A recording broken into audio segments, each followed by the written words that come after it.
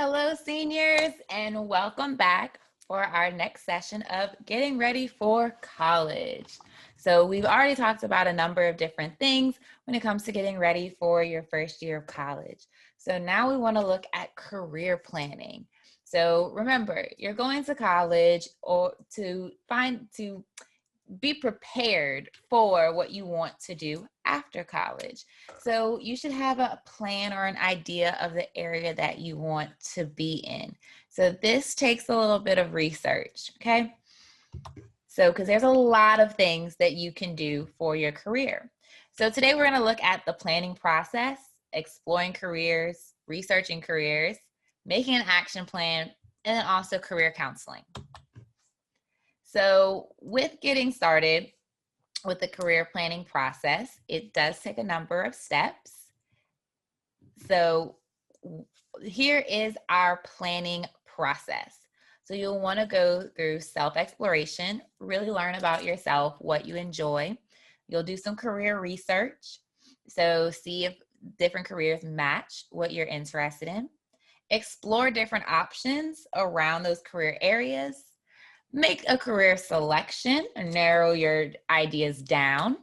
Create an action plan of how to get to your desired career, and then you go on the job search. So next, we're going to look at self-exploration. So the key components of self-exploration are work interests, leisure interests, personality, values, and skills. So to do self-exploration, you may complete some tests like the Myers-Briggs test to understand your personality type. You can do the Unlock My Future on our website at unlockmyfuture.org and do a test to see what are some interest areas that apply to you and what careers match those interests. Also, once you get to a college campus, which we'll talk about more later in the presentation, you can go to career counseling, where you can take a in-depth test that looks at all 5 of these areas if your school offers career counseling. So you really want to understand what areas are you interested for work? Like, do you like building things? Do you like researching things? Are you more artistic? Do you want to create? What are your leisure interests? Do you like to play sports? So leisure interests are going to be the things you do for fun. So are you a person that likes to read for fun? Go try different foods, things like that. Maybe you like to volunteer in your free time. You feel good when you help others. Your personality. Are you a extrovert? So do you like to be around people and you get really energized and excited being around people? Or are you an extrovert that gets really excited around people? Are you an introvert that likes to be by yourself and you feel more charged up and feel good when you have some time away from people? And then what are your values? Do you value being recognized for your work? Do you value working as a team, or do you value working independently? What is it that is important to you when it comes to the work you do? And then your skills. Are you good at math? Are you good at painting and drawing? So what are the skills that you have that will contribute to your job search? So when you start your career research, you can use the unlockmyfuture.org website. So this little excerpt is from that website. There's a link to my career playbook, and it gives you some information about different careers. So you want to make a list of the careers that interest you most from your self-exploration. So begin to research the careers to determine what education do you need. So do you need a certification? Or do you need a terminal degree like a JD if you want to be a lawyer? Or do you need a PhD if you want to be a college professor? Or things like that. Or do you need a bachelor's or a master's? And what do you need? What is a specific area that you need to be able to obtain the career that you want? So for this position, we looked at a construction manager. So there's a description of what they do, and then annual salary. So a construction, and then they're expected to grow by 12.9% over the next year. So you want to look at industries that are projected to grow. So what is the need for that industry? So certain industries like the medical field, they need nurses and doctors in the medical field. So that those areas are going to be projected to grow. To the technology fields generally are going to be projected to grow. So, and then you'll see at the bottom, you see it starts on there that there's different areas of study. So this one, it has business. You'll need a bachelor's degree. So that's going to be your 4-year degree is required. And then there's more, this is cut off, but it just gives you an idea, a snapshot of what is on that career playbook. So you can start there to do some research about what careers interest you and what they entail. So next, we have exploration. So once you have an idea of some positions that you are interested in, you want to start to try to get some hands-on experience and a better understanding, because you can read something and feel like, oh, that's the place for me.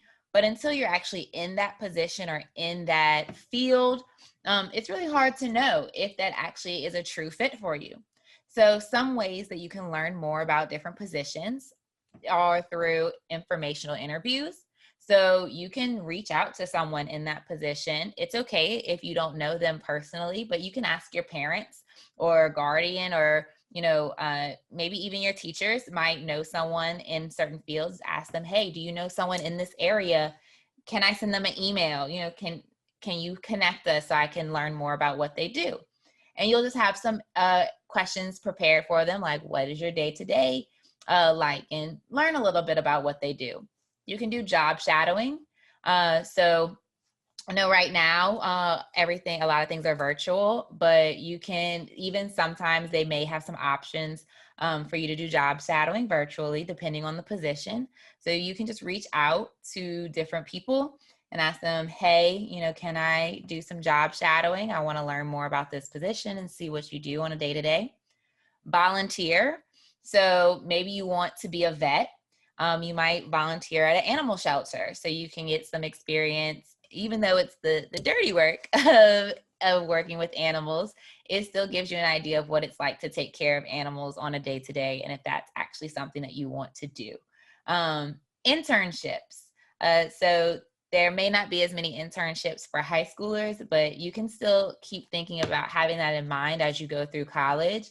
If you have the opportunity to do an internship, some internships are paid. You just have to, be on the lookout for them. Part-time work. So you may be able to, go back to that veterinarian example. You might work the front desk at a vet's office. So you can see what the vets do, the different people that you're working with, the different animals you're working with, and get an idea of the flow of the day. Find a mentor. So a mentor is going to be a person that you can come to for career advice that kind of helps you through the process of getting into your field. They may be able to suggest different opportunities for you and kind of guide you based on their experiences. Oftentimes you can find a mentor through those informational interviews. So sometimes once you've reached out to someone or when you've done job shadowing, they may develop into your mentor, where they keep up with you, you keep up with them, and they help guide you through your career, even if it's at the educational level for the moment. And then career focused courses. So if you have the opportunity, so if you're interested in going into nursing, and your school offers medical terminology courses, or they offer first aid courses. So you can do some career focused courses to see also if this is something that you may be interested in. So then we move on to selection. So you've become self-aware and learned about yourself and what you like and don't like and what you think you want in a career. You've done your career exploration and your research. So now you have a better idea of what fits you, and you can start narrowing down some of those positions that you're interested in. So you'll want to evaluate your experiences, how long you want to stay in school. So you may say you want to be a lawyer, but you know you don't want to go to school after you finish a 4-year degree. So you may have to think of some other options of what you would like to do. So what's your desired level of education? And rank your career options from highest to lowest. So you should have a few options that you're interested in. It's also valuable to find alternative careers in the same field as your desired career may change through college. So you may start out thinking, oh, I know I want to be a in construction management, right? And you may go the business route for that. And then you get through school and you're like, I don't really want to be in construction management, but I still really enjoy business. Maybe I want to be an entrepreneur, or I want to be in technology sales or something like that. So you still want to be in business, but in a different area. So it's valuable to think about other areas that you may be interested in, even if it's in the same field. So then you'll create your action plan. So you'll have short-term goals, long-term goals. You'll want to think about barriers that you may have to overcome, and then alternative options. So your short-term goals are going to be things like, I want to secure an internship during the summer, okay?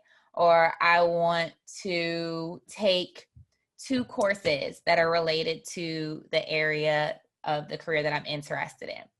Or I want to attend a conference, or go to this event where someone is speaking about a topic that's within my career field that I'm interested in. So those are your short-term goals, things that you can do within the next 6 months to a year.